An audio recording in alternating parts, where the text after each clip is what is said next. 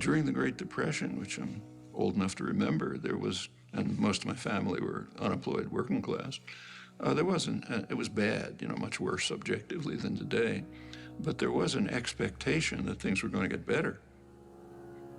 There was a real sense of hopefulness. There isn't today.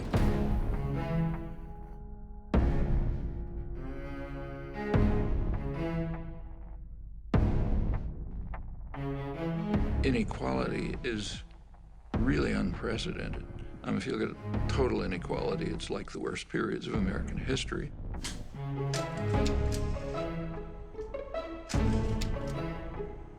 But if you refine it more closely, the inequality comes from the extreme wealth in a tiny sector of the population, a fraction of 1%. There were periods like the Gilded Age in the 20s and the Roaring 90s and so on, when a situation developed rather similar to this. Now, this period's extreme, because if you look at the wealth distribution, the inequality mostly comes from super wealth. Literally, the top 0.1% are just super wealthy. Not only is it extremely unjust in itself, inequality has highly negative consequences on the society as a whole. Because the very fact of inequality has a corrosive, harmful effect on democracy.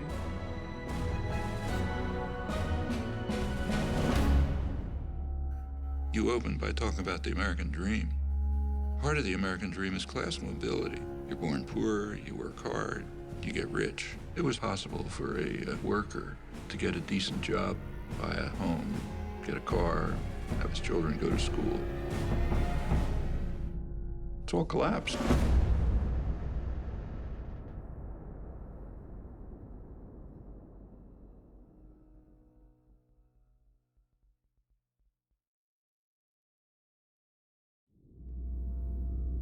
Imagine yourself in an outside position, looking for Mars. What do you see?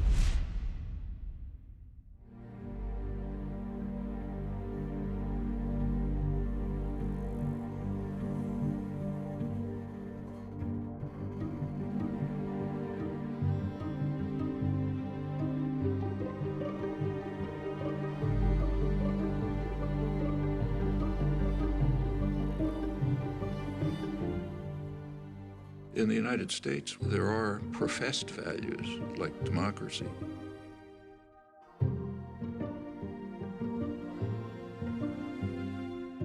In a democracy, public opinion is going to have some influence on policy.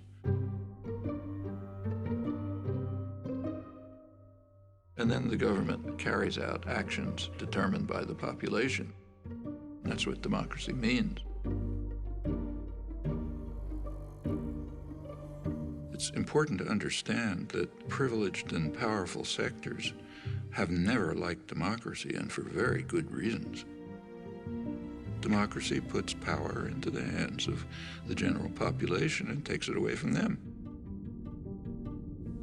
You know, it's kind of a principle of concentration of wealth and power.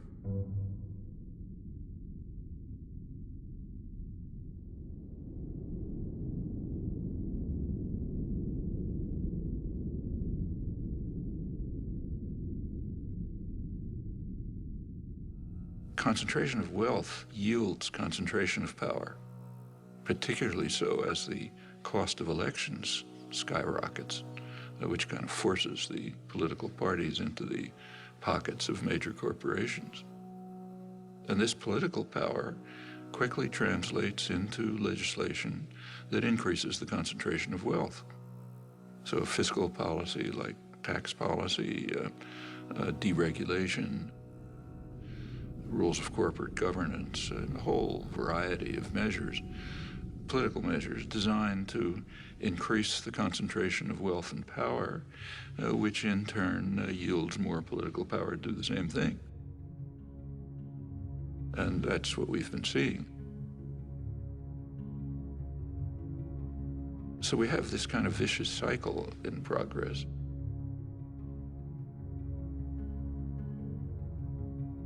You know, actually it is so traditional that it was described by Adam Smith in 1776. You read famous Wealth of Nations.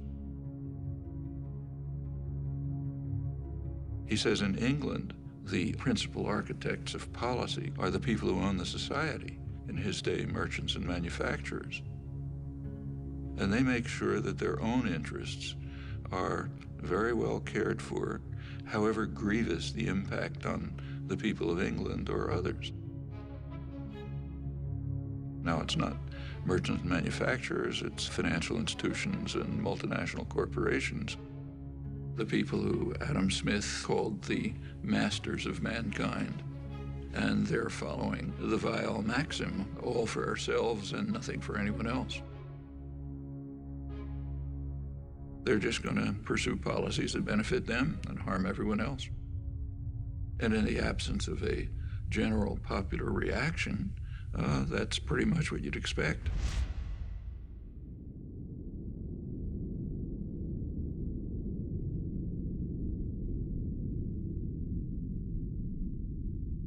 Right through American history, there's been an ongoing clash between pressure for more freedom and democracy coming from below and efforts at elite control and domination coming from above. It goes back to the founding of the country. James Madison, the main framer, who was as much of a believer in democracy as anybody in the world that day, and nevertheless felt that the United States system should be designed, and indeed, with his initiative was designed, so that power should be in the hands of the wealthy, because the wealthy are the more responsible set of men. And therefore, the structure of the formal constitutional system placed most power in the hands of the Senate. Remember, the Senate was not elected in those days. It was selected from the wealthy. Men, as Madison put it, had sympathy for property owners and their rights. If you read the debates at the Constitutional Convention, Madison said the major concern of the society has to be to protect the minority of the opulent against the majority. And he had arguments. Suppose everyone had to vote freely. He said, well, the majority of the poor would get together and they would organize to take away the property of the rich. And he said that would obviously be unjust, so you can't have that. So therefore, the constitutional system has to be set up to prevent democracy.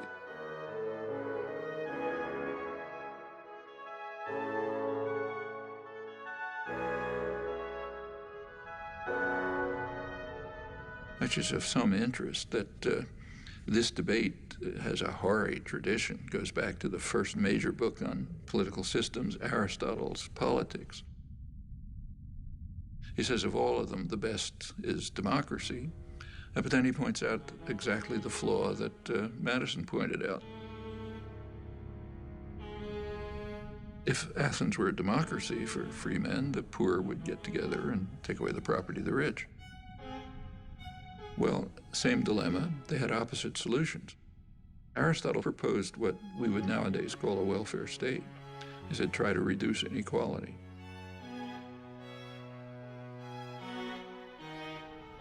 So, same problem, opposite solutions. One is reduce inequality, you won't have this problem.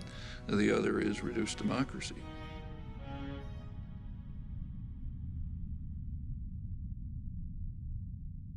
If you look at the history of the United States, it's a constant struggle between these two tendencies. A democratizing tendency that's mostly coming from the population, pressure from below, and you get this constant battle going on, periods of regression, periods of progress. The 1960s, for example, were a period of significant democratization.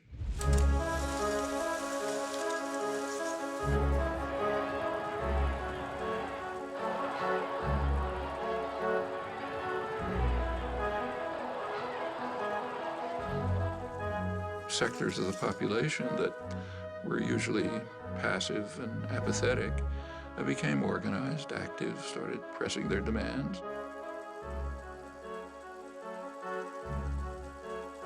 And they became more and more involved in decision-making, activism, and so on. It just changed consciousness in a lot of ways.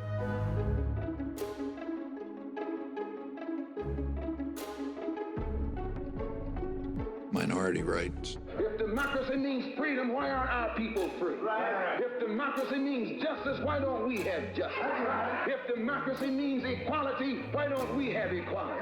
Women's rights. This inhuman system of exploitation will change, but only if we force it to change, and force it together.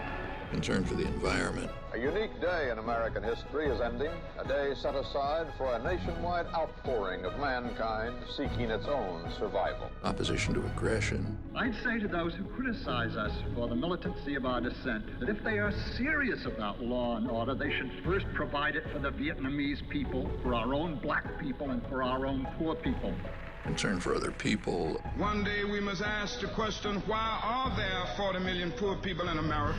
When you begin to ask that question, you're raising a question about the economic system, about a broader distribution of wealth, the question of restructuring the whole of American society.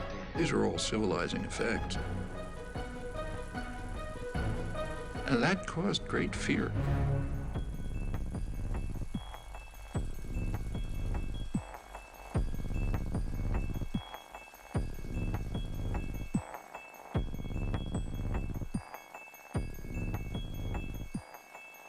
I hadn't anticipated the power of, I should have, but I didn't anticipate the power of the reaction to the civilizing effects of the 60s. I did not anticipate the strength of the reaction to it. The backlash.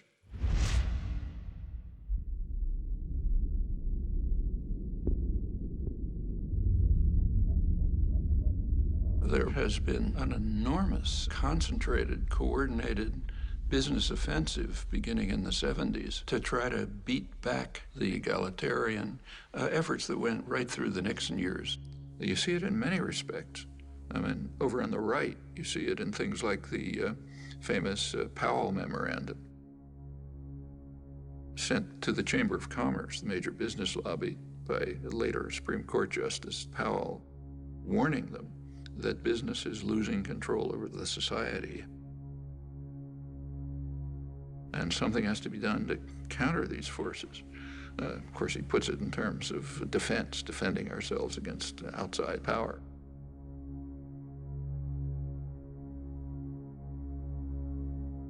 But if you look at it, it's a call for business to use its control over resources to carry out a major offensive to beat back this democratizing wave.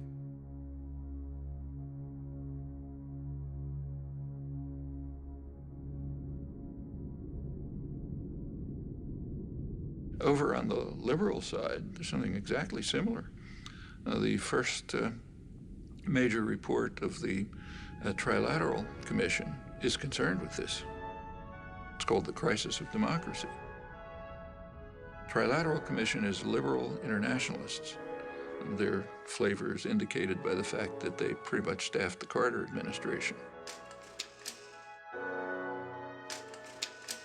They were also appalled by the democratizing tendencies of the 60s and thought we have to react to it. They were concerned that there was an excess of democracy developing. Previously passive and obedient parts of the population, what are sometimes called the special interests, were beginning to organize and try to enter the political arena. And they said that imposes too much pressure on the state. It can't deal with all these pressures. So therefore they have to return to passivity and become depoliticized. They were particularly concerned with what was happening to young people. The young people are getting too free and independent. None of us will begin any violence. Just as any violence, it will be because of the police. The way they put it, there's a failure on the part of the schools, the universities, and churches, the institutions responsible for the indoctrination of the young. Their phrase, not mine.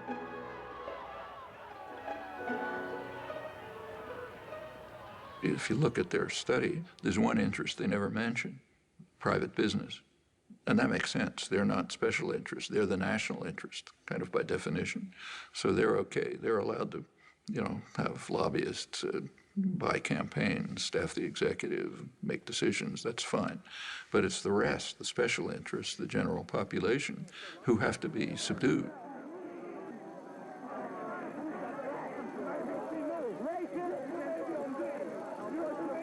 Well, that's the spectrum.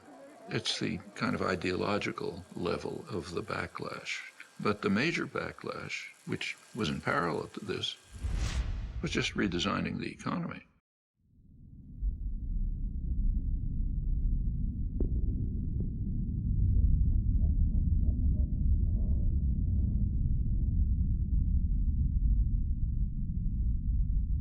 Since the 1970s, there's been a concerted effort on the part of the masters of mankind, the owners of the society, to shift the economy in two crucial respects. One, to increase the role of financial institutions, banks, investment firms, and so on, insurance companies.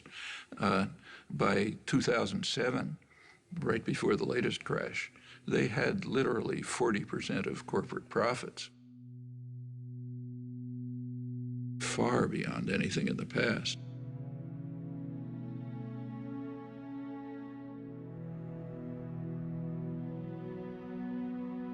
Back in the 1950s, as for many years before, the United States economy was based largely on production. The United States was the great manufacturing center of the world.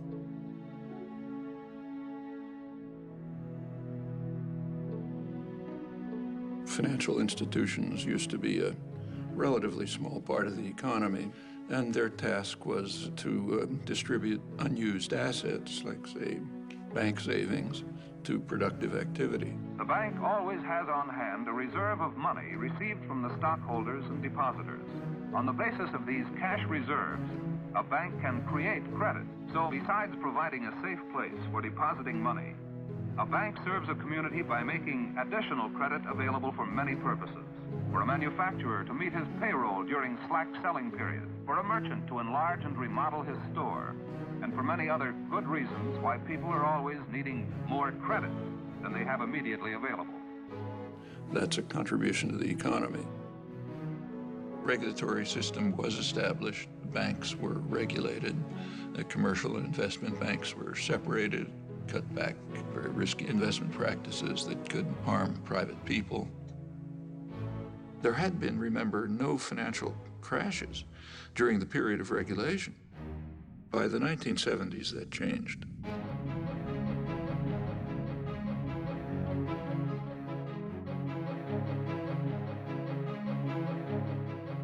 You started getting a huge increase in the flows of speculative capital, just astronomically increased. Enormous changes in the financial sector, from traditional banks to risky investments, complex financial instruments, money manipulations, and so on. Increasingly, the business of the country isn't production, at least not here. The primary business here is business. You can even see it in the choice of directors. So a director of a major American corporation back in the 50s and the 60s was very likely to be an engineer, somebody who graduated from a place like MIT, maybe industrial management.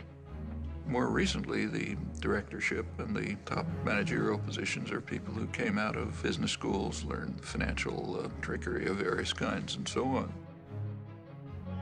By the 1970s, say General Electric could make more profit playing games with money than you could by producing in the United States. We have to remember that General Electric is substantially a financial institution today. It makes half its profits just by moving money around in complicated ways. And it's very unclear that they're doing anything that's of value to the economy. So that's one phenomenon, what's called financialization of the economy. Going along with that is the offshoring of production.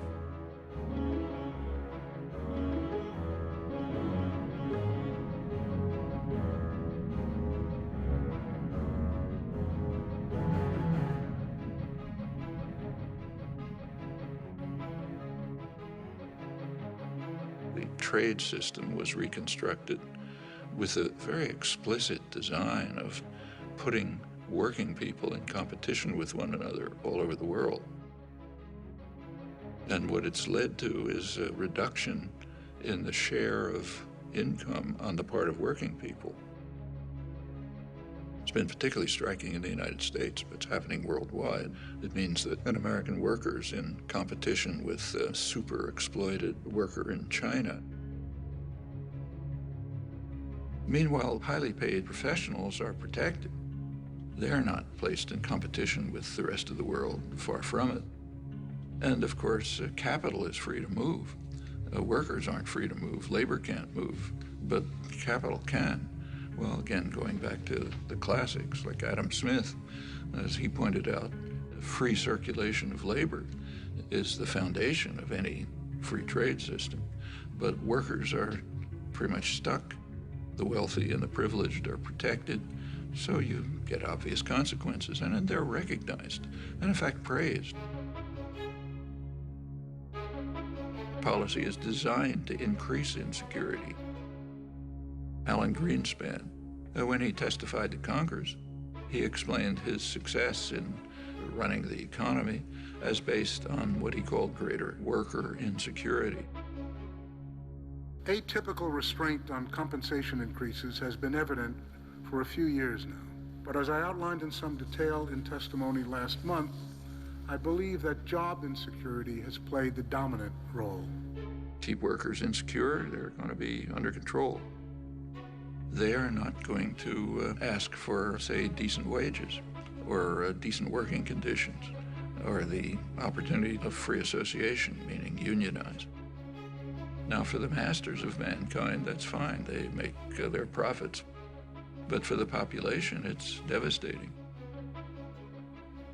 Well, these two processes, financialization and offshoring, are part of what led to the vicious cycle of concentration of wealth, concentration of power.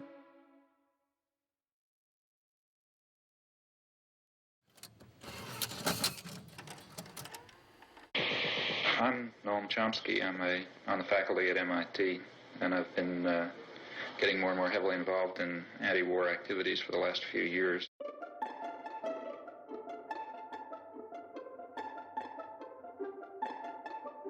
Noam Chomsky has made two international reputations. The widest is as one of the national leaders of American resistance to the Vietnam War. The deepest is as a professor of linguistics who, before he was 40 years old, had transformed the nature of his subject. You are identified with the New Left, whatever that is. You certainly have been an activist as well as a writer. Professor Noam Chomsky is listed in anybody's catalogs among the half-dozen top heroes of the New Left. This standing he achieved by adopting over the past 2 or 3 years a series of adamant positions projecting at least American foreign policy, at most America itself.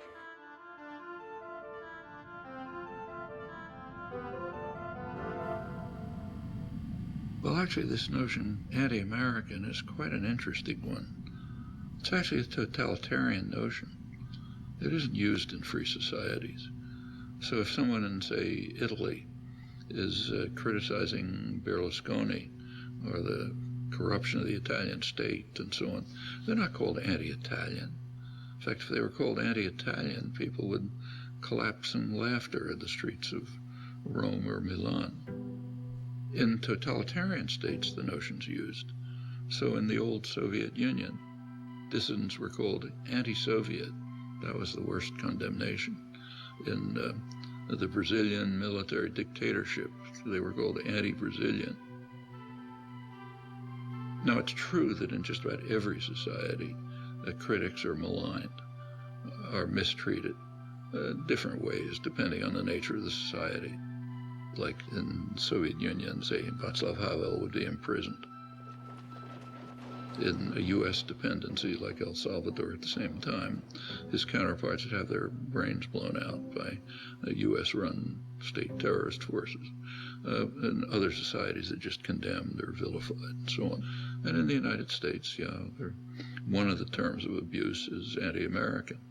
There's a couple of others, like, Marxist. There's an array of terms of abuse. But in the United States, you have a very high degree of freedom. And so if you're vilified by some commissars, who cares? You go on and do your work anyway. These concepts only arise in a culture where if you criticize state power, and by state I mean more generally, not just government, but state corporate power, if you criticize concentrated power, you're against the society, you're against the people. That's quite striking that it's used in the United States. In fact, as far as I know, the only democratic society where the concept isn't just ridiculed. And it's a sign of elements of the elite culture which are quite ugly.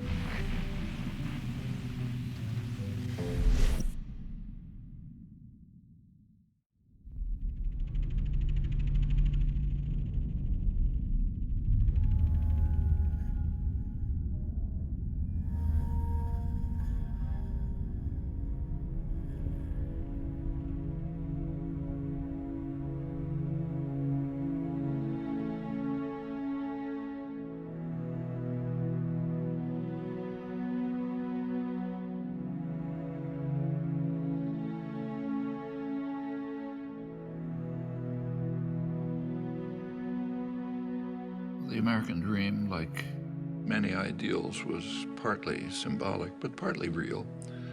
So in the 1950s and 60s, say, there was the biggest growth period in American economic history. The Golden Age. It was pretty egalitarian growth, so the lowest fifth of the population was improving about as much as the upper fifth. And there were some welfare state measures which improved life for much of the population. It was, for example, possible for a black worker to get a decent job in an auto plant, buy a home, get a car, have his children go to school, and so on, and the same across the board. When the U.S. was primarily a manufacturing center, it had to be concerned with its own consumers. Here, famously, Henry Ford raised the salary of his workers so they'd be able to buy cars.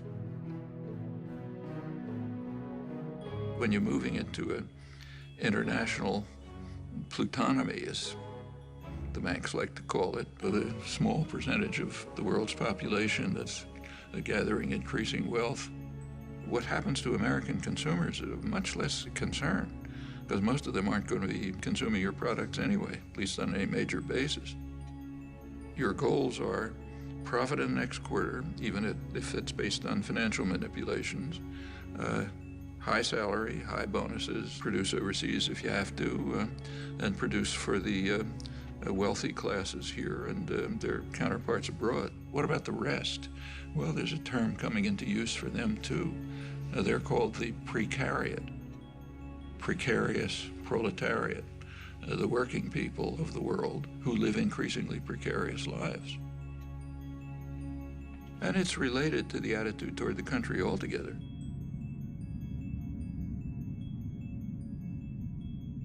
During the period of great growth of the economy, 50s and the 60s, but in fact earlier, taxes on the wealthy were far higher.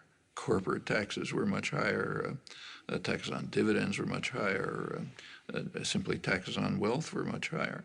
The tax system has been redesigned so that the taxes that are paid by the very wealthy are reduced, and correspondingly the tax burden on the rest of the population's increased.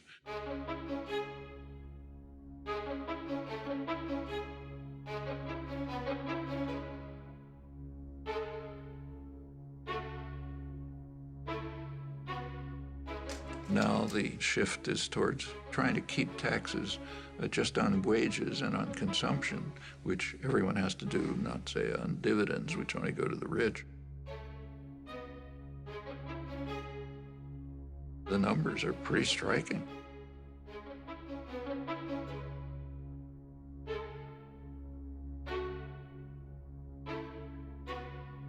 there's a pretext. Of course, there's always a pretext. The pretext in this case is, well, that increases investment and increases jobs. But there isn't any evidence for that. If you want to increase investment, give money to the poor and the working people. They have to keep alive, so they spend their incomes. That stimulates production, stimulates investment, it leads to job growth, and so on. If you're an ideologist for the masters, you have a different line. And in fact, right now, it's almost absurd that corporations have money coming out of their pockets. So in fact, General Electric are paying 0 taxes and they have enormous profits. Lets them take the profit somewhere else or defer it, but not pay taxes. And this is common. The major American corporations shift the burden of sustaining the society onto the rest of the population.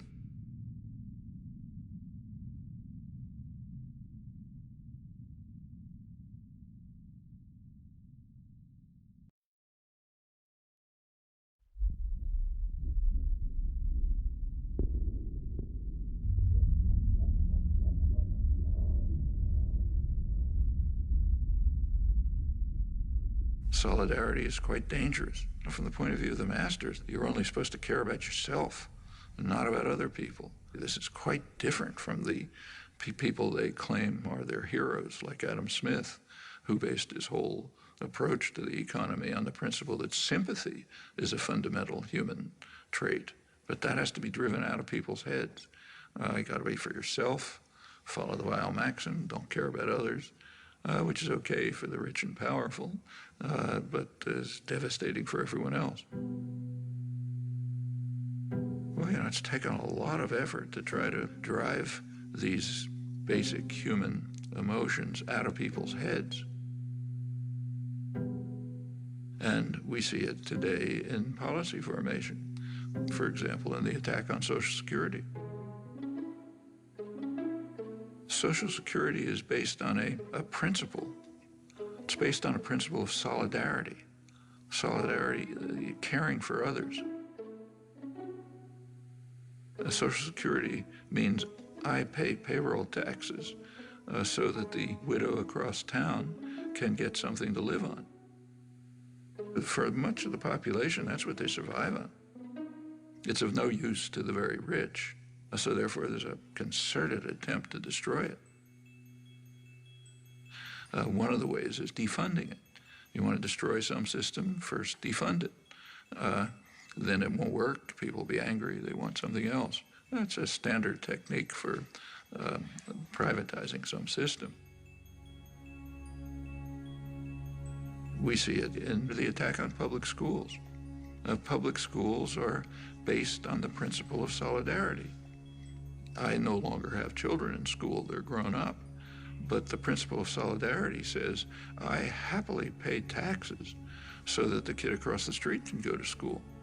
That's normal human emotion. You have to drive that out of people's heads.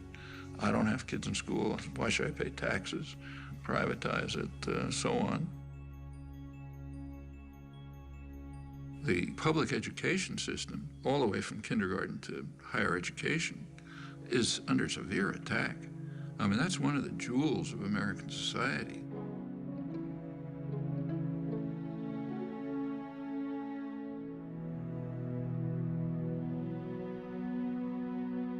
You go back to the golden age again, the great growth period in the 50s and 60s. A lot of that is based on free public education.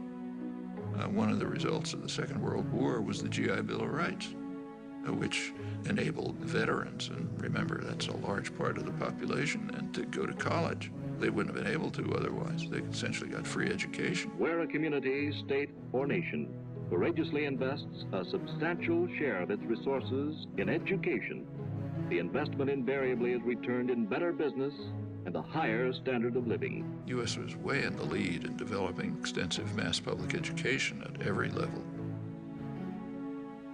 By now, more than half the states, most of the funding for the colleges comes from tuition, not from the state. That's a radical change, and that's a terrible burden on students. It means that students, if they don't come from very wealthy families, they're going to leave college with big debts. And if you have a big debt, you're trapped. I mean, Maybe you wanted to become a public interest lawyer, but you're going to have to go into a corporate law firm to pay off those debts. And by the time you're part of the culture, you know, you're not going to get out of it again. And that's true across the board. In the 1950s, it was a much poorer society than it is today, but nevertheless could easily handle essentially free mass higher education. Today, a much richer society claims doesn't have the resources for it. That's just what's going on right before our eyes. It's the general attack on principles that, I mean, not only are they humane, they're the basis of the prosperity and health of this society.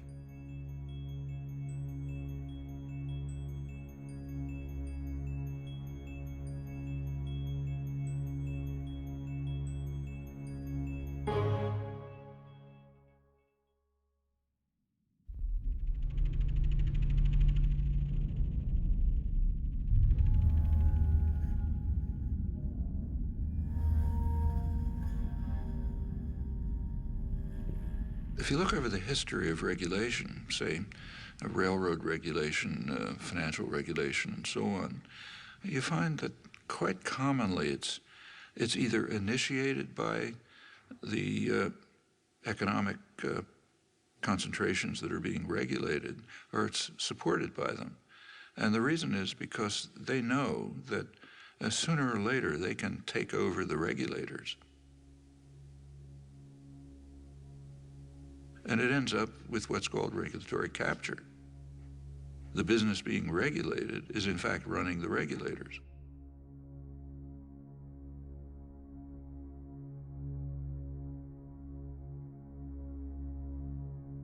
Bank lobbyists are actually writing the laws of financial regulation. It gets to that extreme. And that's been happening through history, and again, it's a pretty natural tendency when you just look at the distribution of power. One of the things that expanded enormously in the 1970s is lobbying, as the business world moved sharply to try to control legislation. The business world was pretty upset by the advances in public welfare in the 60s, and in particular by Richard Nixon. It's not too well understood, but he was the last New Deal president, and they regarded that as class treachery. In Nixon's administration, you get consumer safety legislation, safety and health regulations in the workplace, the EPA, the Environmental Protection Agency. Business didn't like it, of course. They didn't like the high taxes, they didn't like the regulation, and they began a coordinated effort to try to overcome it. Lobbying sharply increased. Deregulation began with a real ferocity. There were no financial crashes in the 50s and the 60s because the regulatory apparatus of the New Deal was still in place. As it began to be dismantled under business pressure and political pressure, you get more and more crashes.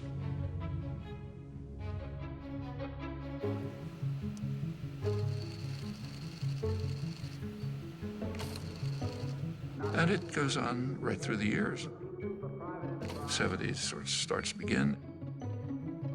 80s really takes off. Congress was asked to approve federal loan guarantees to the auto company of up to $1.5 billion. Now, all of this is quite safe as long as you know the government's going to come to your rescue.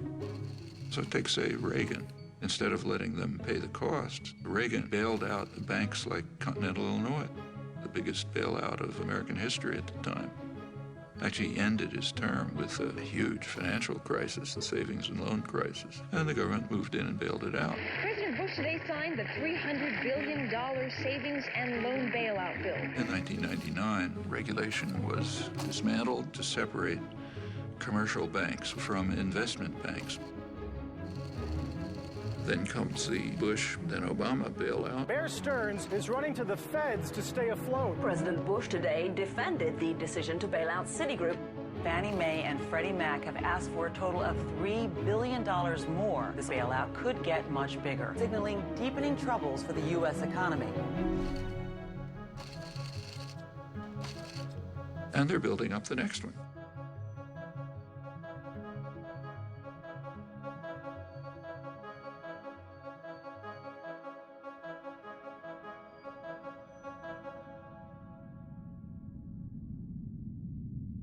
Each time, the taxpayer is called on to bail out those who created the crisis, increasingly the major financial institutions.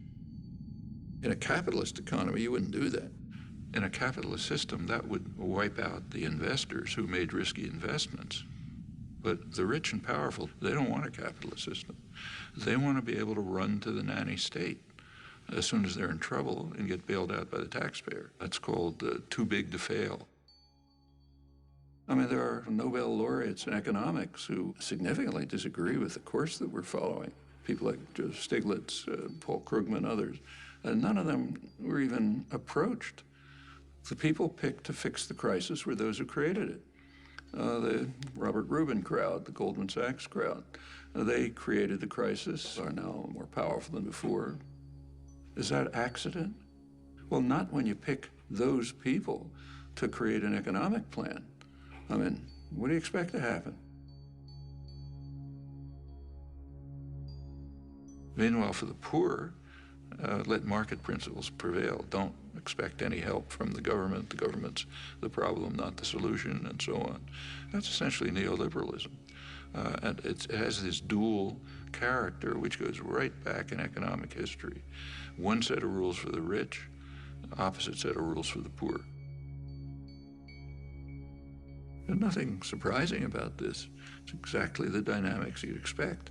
And if the population allows it to proceed, it's just going to go on and on like this until the next crash, which is so much expected that credit agencies, which kind of evaluate the status of firms, are now counting into their calculations the taxpayer bailout that they expect to come after the next crash, which means that the beneficiaries of these credit ratings, like the big banks, they can borrow money more cheaply, they can push out smaller competitors, and you get more and more concentration. Everywhere you look, policies are designed this way, which should come as absolutely no surprise to anyone. That's what happens when you put power into the hands of a narrow sector of wealth, which is dedicated to increasing power for itself, just as you'd expect.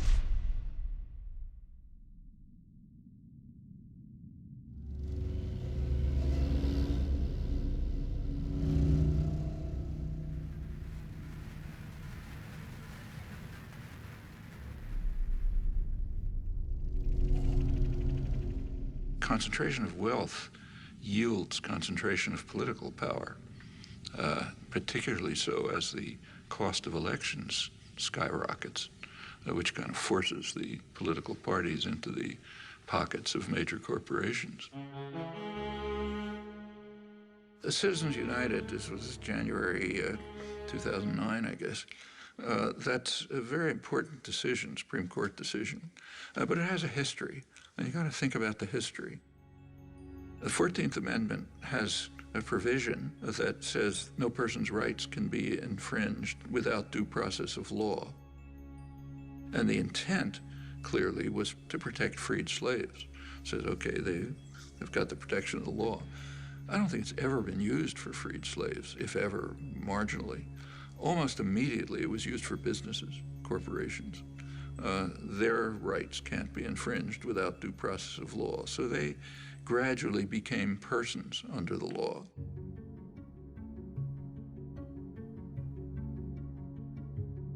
Corporations are state-created legal fictions. Maybe they're good, maybe they're bad, but to call them persons is kind of outrageous. So they got personal rights back about a century ago, and that extended through the 20th century. They give corporations rights way beyond what persons have. So if, say, General Motors invests in Mexico, they get national rights, the rights of a Mexican business. While the notion of person was expanded to include corporations, it was also restricted. If you take the 14th Amendment literally, then no undocumented alien can be deprived of rights if they're persons. undocumented aliens who are living here and building your buildings, cleaning your lawns, and so on. They're not persons. But General Electric is a person, an immortal, super powerful person. This perversion of the elementary morality and the obvious meaning of the law is quite incredible. In the 1970s, the courts decided that money is a form of speech. Buckley versus Valeo. And then you go on through the years to Citizens United, which says that the right of free speech of corporations, namely to spend as much money as they want, can't be curtailed. Take a look at what that means. It means that corporations, which anyway have been pretty much buying elections, are now free to do it with virtually no constraint. That's a tremendous attack on the residue of democracy. It's very interesting to read the rulings, like Justice Kennedy's swing vote. His ruling said, well, look, after all, CBS is given freedom of speech. They're a corporation. Why shouldn't General Electric be free to spend as much money as they want? I mean, it's true that CBS is given freedom of speech, but they're supposed to be performing a public service. That's why. That's what the press is supposed to be. General Electric is just trying to make money for the chief executive and some of the shareholders. It's an incredible decision, and it puts the country in a position where business power is greatly extended beyond what it always was. This is part of that vicious cycle. The Supreme Court justices are put in by reactionary presidents who get in there because they're funded by business. It's the way the cycle works.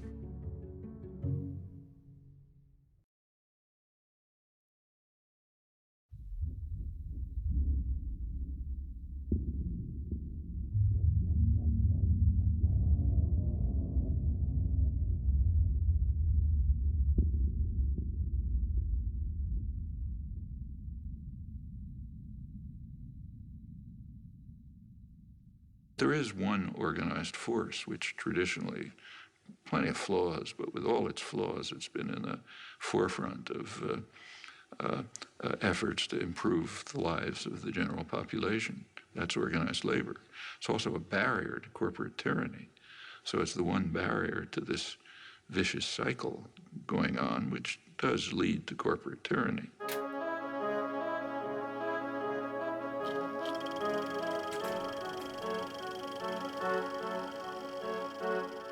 A major reason for the concentrated, almost fanatic attack on unions, on organized labor, is they are a democratizing force.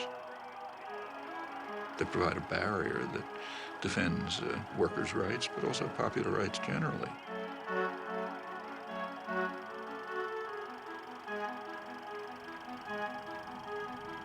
And that interferes with the prerogatives and power of those who own and manage the society. I should say that anti-union sentiment in the United States among elites is so strong that the fundamental core of labor rights, the basic principle in the International Labor Organization, is the right of free association, which would mean the right to form unions. The U.S. has never ratified that. So I think the U.S. may be alone among major societies in that respect.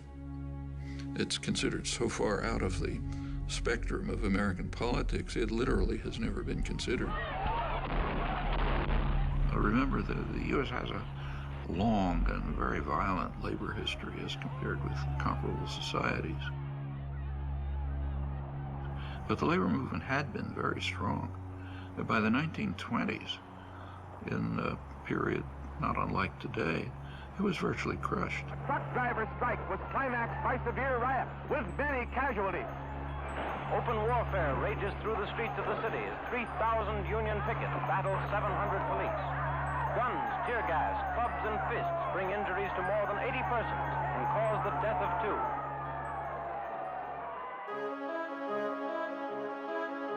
By the mid-30s, it began to reconstruct. Franklin Delano Roosevelt, he himself was rather sympathetic to progressive legislation that would be in the benefit of the general population, but he had to somehow get it passed. So he informed labor leaders and others, force me to do it. What he meant is go out and demonstrate, organize, protest, develop the labor movement. When the popular pressure is sufficient, I'll be able to put through the legislation you want. I am not for a return to that definition of liberty under which for many years a free people were being gradually regimented into the service of a privileged few. I prefer that broader definition of liberty. So there was a kind of a combination of a sympathetic government and, by the mid-30s, very substantial popular activism. There were industrial actions, there were sit-down strikes, which were very frightening to ownership. You have to recognize a sit-down strike is just one step before saying, we don't need bosses, we can run this by ourselves.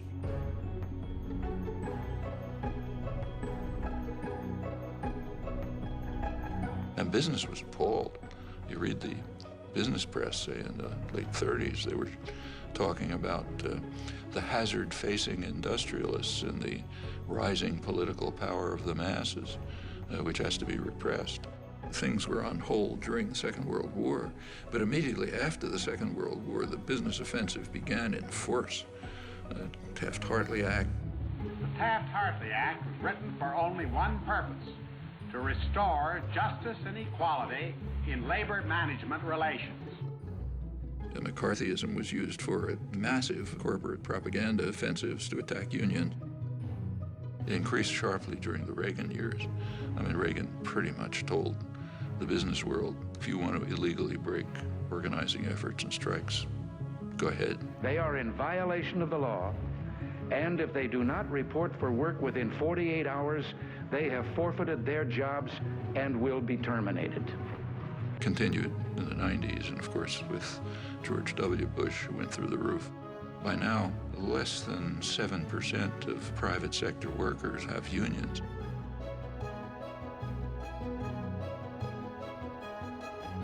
The effect is that the usual counterforce to an offensive by our highly class-conscious business class has dissolved. Now, if you're in a position of power, you want to maintain class consciousness for yourself, but eliminate it everywhere else. You go back to the 19th century, in the early days of the Industrial Revolution in the United States, working people were very conscious of this.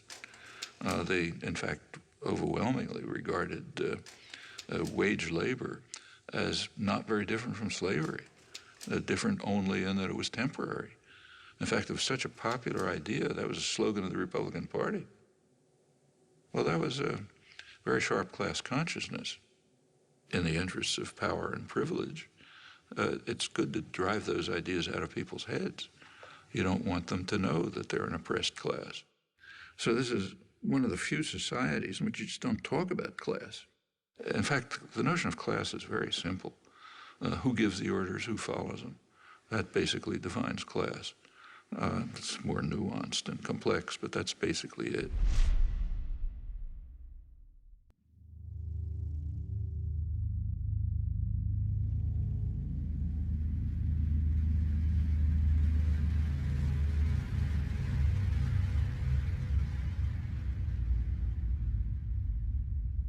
The public relations industry, the advertising industry, which is dedicated to creating consumers, it's a phenomenon that developed in the freest countries, in Britain and the United States.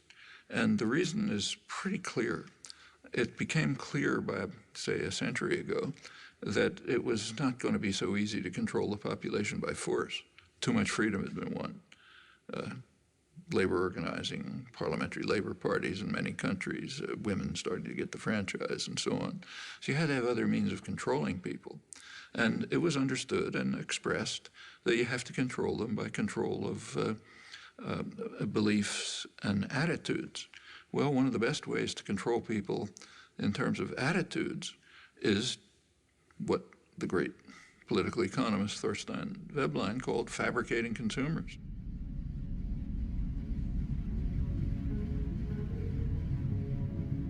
If you can fabricate wants, make obtaining things that are just about within your reach the essence of life, they're going to be trapped into becoming consumers. You read the business press, say, 1920s, it talks about the need to direct people to the superficial things of life, like fashionable consumption, and that'll keep them out of our hair. You find this doctrine all through progressive intellectual thought, like Walter Lippmann, the major progressive intellectual of the 20th century.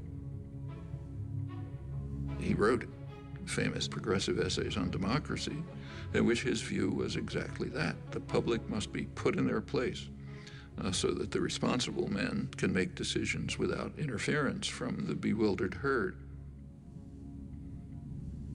They're to be spectators, not participants, then you get a properly functioning democracy.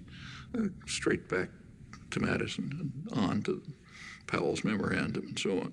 And the advertising industry just exploded with this as its goal, fabricating consumers.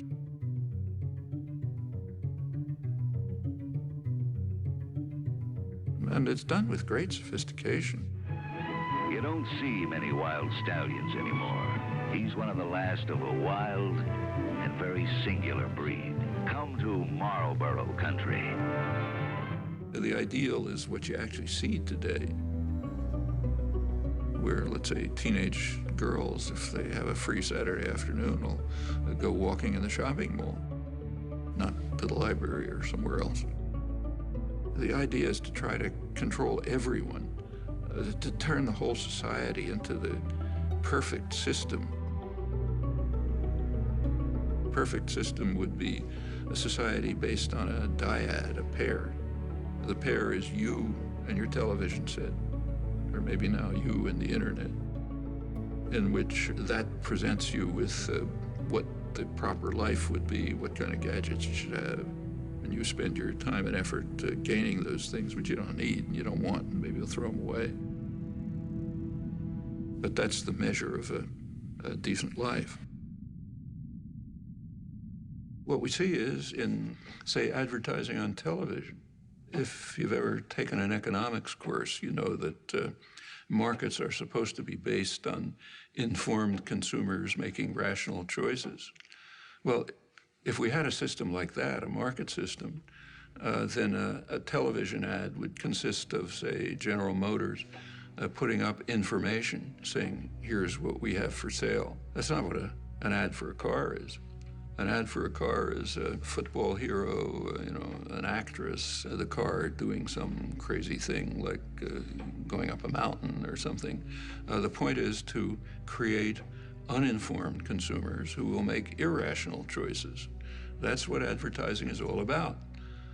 And when the same institutions, PR system, runs elections, they do it the same way.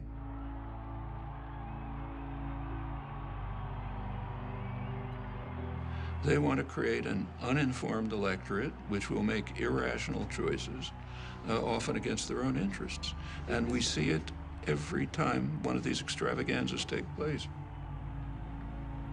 Right after the election, President Obama won an award from the advertising industry for the best marketing campaign, and it wasn't reported here. If you go to the international business press, executives were euphoric.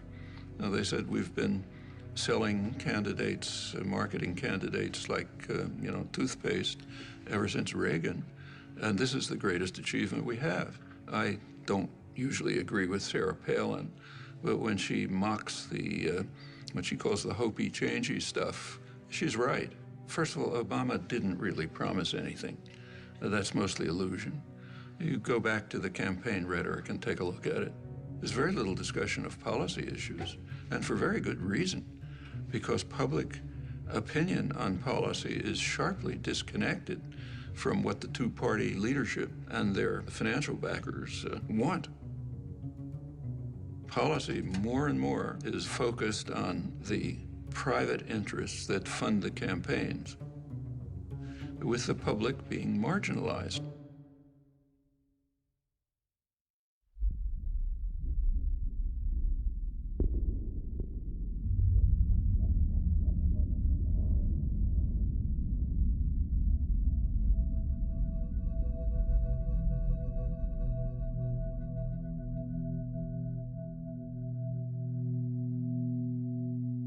Leading political scientists, Martin Gilens, came out with a study of the relation between public attitudes and public policy. And what he shows is that about 70% of the population has no way of influencing policy.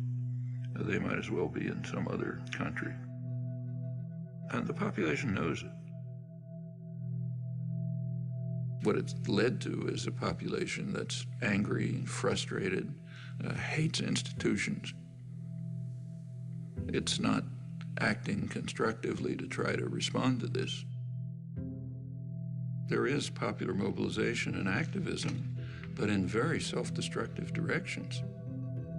It's taking the form of unfocused anger, attacks on one another, and on vulnerable targets. That's what happens in cases like this. It is corrosive of social relations, but that's the point. The point is to make people hate and fear each other and look out only for themselves and don't do anything for anyone else. One place you see it strikingly is on April 15th. April 15th is kind of a measure, the day you pay your taxes, of how democratic a society is. If a society is really democratic, April 15th would be a day of celebration. It's a day when the population gets together, decides to fund the programs and activities that they have formulated and agreed upon. What could be better than that? So you should celebrate it. It's not the way it is in the United States. It's a day of mourning.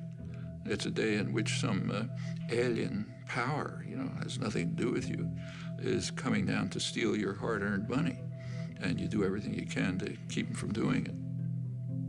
Well, that is a kind of a measure of the extent to which, at least in popular consciousness, democracy is actually functioning. Not a very attractive picture.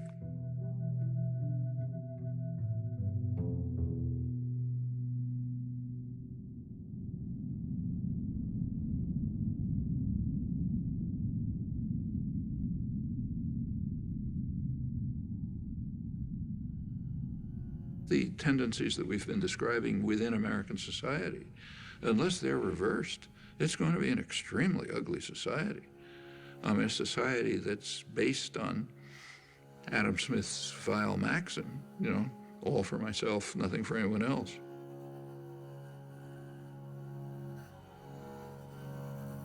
A society in which normal human instincts and emotion of sympathy, solidarity, mutual support, in which they're kind of like driven out. That's a society so ugly, I don't even know who'd want to live in it. I wouldn't want my children to.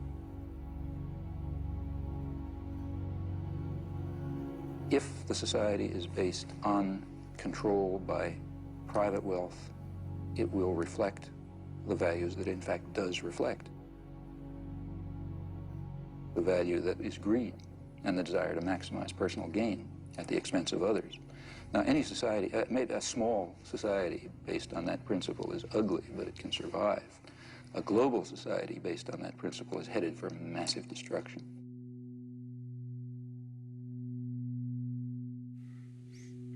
I don't think we're smart enough to design in any detail what a perfectly just and free society would be like. I think we can give some guidelines, and more significant, we can ask how we can progress in that direction. John Dewey, the leading social philosopher in the late 20th century, he argued that until all institutions, production, commerce, media, unless they're all under participatory democratic control, we will not have a functioning democratic society. As he put it, policy will be the shadow cast by business over society. Well, that's essentially true.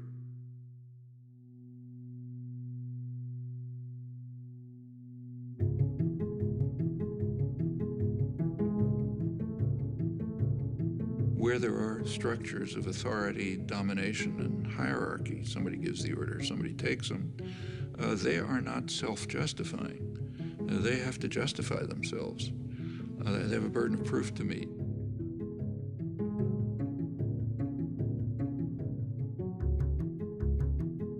Well, if you take a close look, usually you find they can't justify themselves. If they can't, we ought to be dismantling them, trying to expand the domain of freedom and justice by dismantling that form of illegitimate authority. And in fact, progress over the years, what we all thankfully recognize as progress, has been just that. The way things change is because lots of people are working all the time. And, you know, they're working in their communities, in their workplace, or wherever they happen to be, and they're building up the basis for popular movements which are going to make changes. That's the way everything has ever happened in history. Take, say, freedom of speech. One of the real achievements of American society. It's first in the world in that. It's not in the Bill of Rights. It's not in the Constitution. Freedom of speech issues began to come to the Supreme Court in the early 20th century. The major contributions came in the 1960s. One of the leading ones was a case involving the civil rights movement. Well, by then you had a mass popular movement which was demanding rights, refusing to back down. And in that context, the Supreme Court did establish a pretty high standard of freedom of speech. Or take, say, women's rights. Women also began identifying oppressive structures, refusing to accept them, bringing other people to join with them. Well, that's how rights are won. To a non-trivial extent, I've also spent a lot of my life in activism. I mean, that doesn't show up publicly, but yeah. Actually, I'm not terribly good at it. I'm not the greatest organizer. I think that we can see quite clearly some very, very serious defects and flaws in our society, our level of culture, our institutions, which are going to have to be corrected by operating outside of the framework that is commonly accepted. I think we're going to have to find new ways of political action. But the activists are people who have created the rights that we enjoy. They're not only carrying out policies based on information that they're receiving, but also contributing to the understanding. Remember, it's a reciprocal process. That you have a great deal of... You try to do things, you learn. You learn about what the world is like. That feeds back to the understanding of how to go on. There's huge opportunities. It is a very free society. It's still the freest in the world. Government has very limited capacity to coerce. Corporate business may try to coerce, but they don't have the mechanism. So there's a lot that can be done if people organize, struggle for their rights as they've done in the past, and they can win many victories.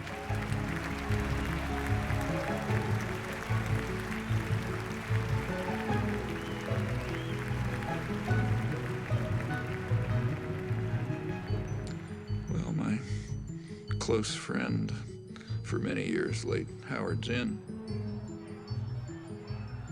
to put it in his words, that what matters is the countless small deeds of unknown people who lay the basis for the significant events that enter history. They're the ones who've done things in the past.